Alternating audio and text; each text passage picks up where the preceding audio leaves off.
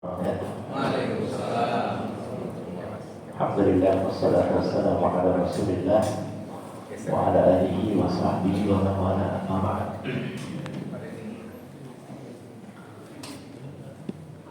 Alhamdulillah malam hari ini meskipun malam genap tapi atmosfernya seperti malam Lailatul Qadar. Suasananya nyaman. Kita alhamdulillah masih diberikan semangat oleh Allah Ta'ala, sehingga alhamdulillah semua rangkaian ibadah di bulan Ramadan dapat kita tunaikan dengan sebaik-baiknya. Menunaikan ibadah di bulan Ramadan, Bapak Ibu sekalian, relatif mudah ya. Mudah apa susah? Mudah, senang ya.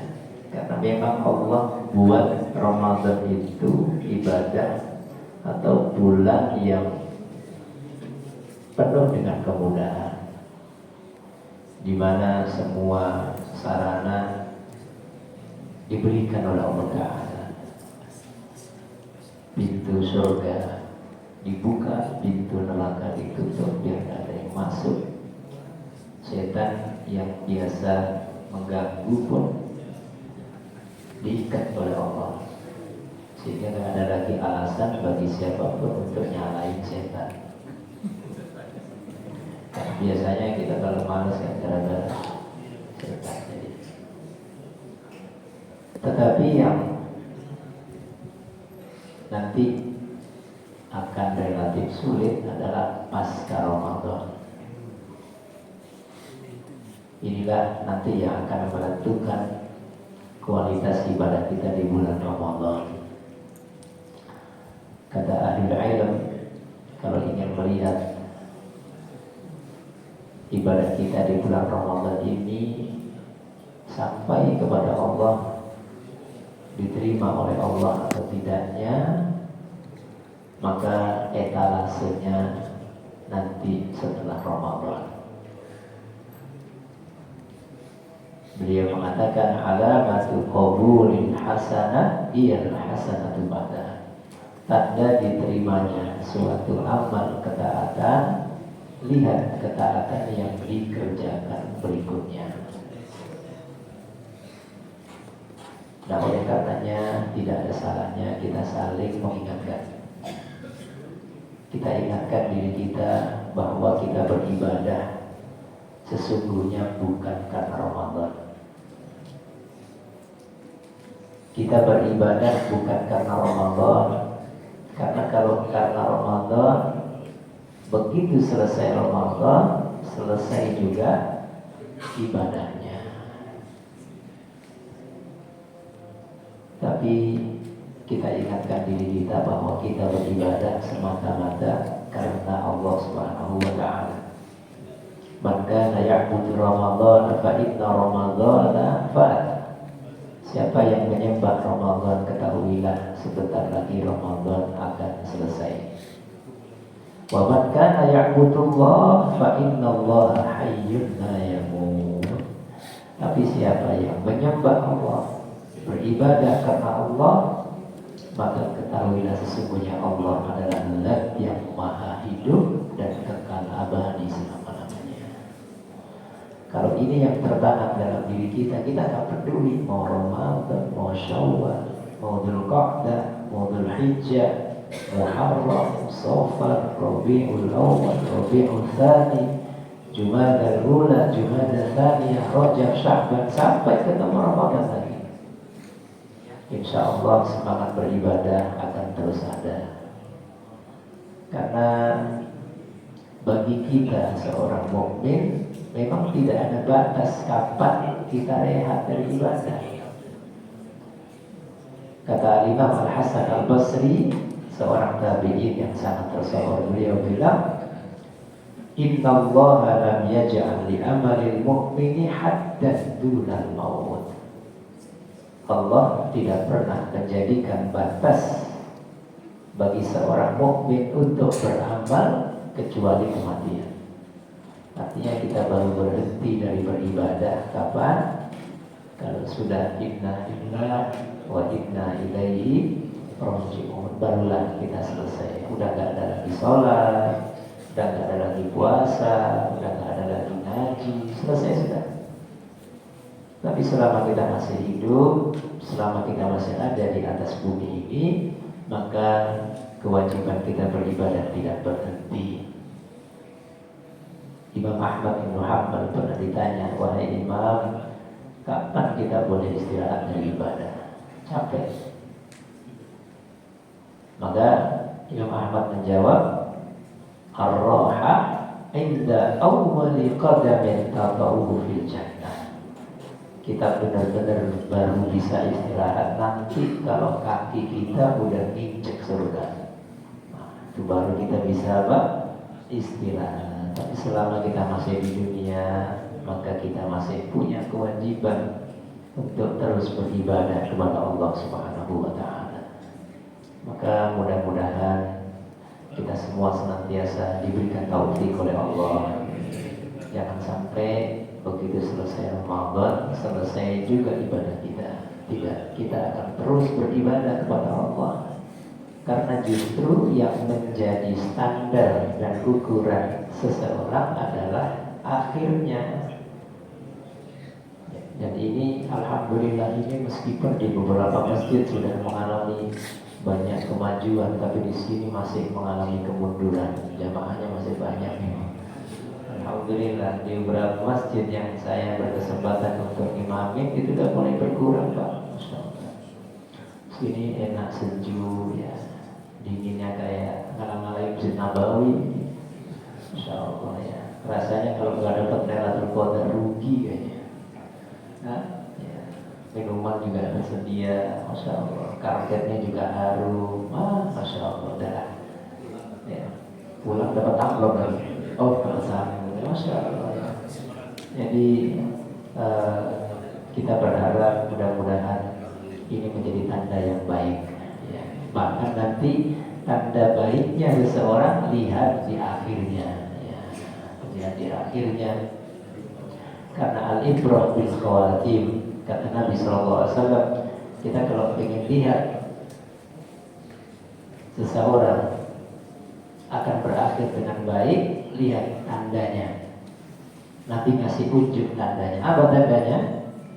Kata Nabi, idza aradallahu bi'abdin khairan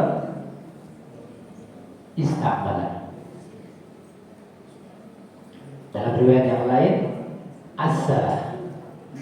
Kalau Allah ingin seorang hamba itu berakhir dengan baik, alias husnul khotimah, maka Allah akan jadikan hidupnya manis sekali. Lalu sahabat bertanya, wa kaifa asalahu ya Rasulullah? Gimana cara Allah membuat hidupnya manis? Kata Nabi sallallahu alaihi wasallam, waffaqahu li amalil khair. Allah akan mudahkan dia untuk melakukan aneka ragam ketaatan kepada Allah. Ini cirinya orang menuju ke akhir yang baik, husnul khotimah. Maka dia ringan untuk melakukan ketaatan, senang diajak berbuat baik. Itu tandanya insya Allah sang hamba dikehendaki baik oleh Allah Subhanahu wa Ta'ala. Maka mudah-mudahan kita semua yang hadir, alhamdulillah, insya Allah mudah-mudahan seperti kata Nabi SAW, mudah-mudahan termasuk yang dikehendaki baik oleh Allah dan meraih predikat terbaik bagi hidup seseorang, yaitu husnul khotimah. Amin ya rabbal alamin. Maka malam hari ini tadi seperti disampaikan oleh yang mulia guru kita Al-Mukarram Ustaz Abdul Al-Masri. Saya kasih gambaran Al-Masri karena orang Mesir. Malam hari ini kita akan menunaikan ibadah salat tasbih. Ya. Ini agenda tahunan kayaknya. Ya. Jadi saya teringat betul dari beberapa tahun yang lalu, ya, selalu kita adakan salat tasbih. Dan karenanya insya Allah ini pesertanya juga peserta yang sama atau ada yang baru?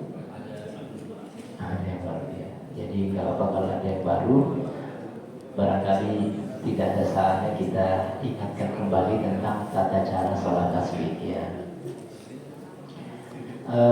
Salat ini sama halnya dengan salat biasa.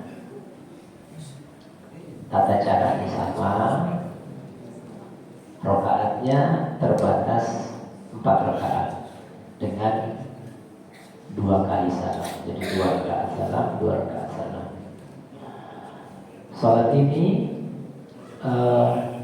dilakukan dengan memperbanyak membaca tasbih. Makanya disebut dengan salat tasbih. Tasbih yang dimaksud adalah kalimat subhanallah walhamdulillah wala ilaha illallah wallahu akbar. Coba kita ucapkan sama-sama. Subhanallah walhamdulillah wala ilaha illallah wallahu akbar. Nah, kalimat ini kita ulang-ulang sebanyak 300 kali. Ya, 300 kali dibagi dalam 4 rakaat. Ya. Jadi 1 rakaatnya berapa kali tasbih berarti? 75 kali tasbih.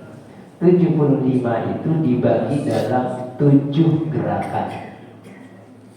3 dalam posisi berdiri dan 4 dalam posisi duduk. Ya. 3 berdiri itu adalah 15 kali setelah imam membaca surat, ya. Kemudian setelah itu ruku membaca 10 kali. Jadi langsung ruku, langsung subhanallah walhamdulillah wala ilaha illallah wallahu akbar. Lalu i'tidal sami Allahu liman hamidah, langsung subhanallah walhamdulillah wala ilaha illallah wallahu akbar 10 kali. Setelah itu sujud, langsung bertasbih dengan tasbih yang sama 10 kali. Lalu duduk antara 2 sujud, biasa kita baca Rabbil firli, kita ganti dengan tasbih subhanallah walhamdulillah wala ilaha illallah wallahu akbar berapa kali? 10 kali. Lalu sujud yang kedua, lakukan hal yang sama. Lalu tidak langsung berdiri, nah ini agak beda. Duduk yang kedua, jadi duduknya ada 2 kali, ya. Sujudnya 2 kali, duduknya 2 kali. Membaca lagi tasbih sebanyak 10 kali, sehingga totalnya di rakaat pertama ada 75 kali tasbih. Adapun di rakaat yang kedua, di bagian terakhir tasbihnya dibaca setelah tasyahud. Setelah kita membaca fil alamina innaka hamidum majid, lalu kita baca tasbih 10 kali subhanallah walhamdulillah wala ilaha illallah wallahu akbar, lalu salam. Ya, menghitung masing-masing dengan isyarat tangannya. Ya.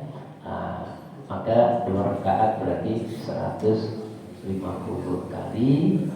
Nanti 2 rakaat lagi, jadi totalnya ada 300 kali. Ya, insya Allah suratnya tidak panjang-panjang. Mau yang panjang atau yang pendek? Ya, suratnya yang standar saja, seperti yang saya baca tadi saat sholat tarawih. Tarawih tadi kepanjangan atau kependekan? Oh, ya. Cukup lah ya. Ya, itu tata caranya ya. Jadi insya Allah tata caranya seperti itu. Kemudian sholat ini seperti disampaikan oleh Nabi SAW, fadilahnya sangat besar ya, dapat menghapuskan semua jenis dosa yang pernah dilakukan oleh anak Adam. Ya, baik dosa yang pertama maupun yang terakhir, yang sengaja, yang tidak disengaja, yang besar, yang kecil, ya, yang dikerjakan di tengah keramaian maupun sembunyi-sembunyi ya. Karenanya Nabi SAW beliau menyampaikan kalau bisa kerjakan setiap hari. Kalau bisa, kalau tidak 1 pekan sekali. Kayak hari ini hari Jumat nih, ya hari Jumat kerjakan sekali. Kalau tidak 1 bulan sekali. Habis gajian, nah itu sholat tasbih.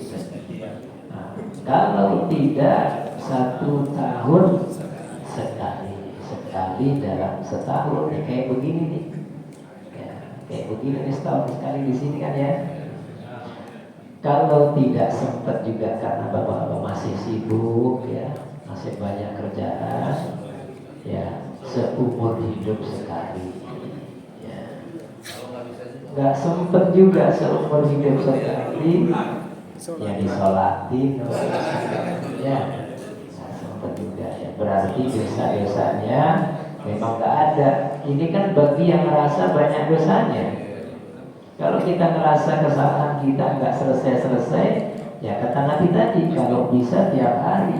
Tapi kalau Bapak Ibu ngerasa, rasanya baik-baik saja, ya sudah, ya mungkin setahun sekali, mungkin seumur hidup sekali. Ya jadi ini tidak mengapa, meskipun hadisnya diperselisihkan oleh sebagian pakar hadis, tetapi ini termasuk dari fadhailul a'mal, amal yang boleh dikerjakan karena tidak bertentangan dengan prinsip agama, tidak bertentangan dengan masalah akidah ya. Jadi bagi yang ingin ikut bersama, kita tunaikan setelah ini sebanyak 4 rakaat dengan cara seperti yang tadi kita sampaikan. Baik, saya kira cukup ya. Ya, selesai sholat tasbih, kita tutup dengan sholat witir seperti biasa, insyaallah. Ya. Baik. Siap Bapak Ibu sekalian? Baik. As-shalatu jami'ah.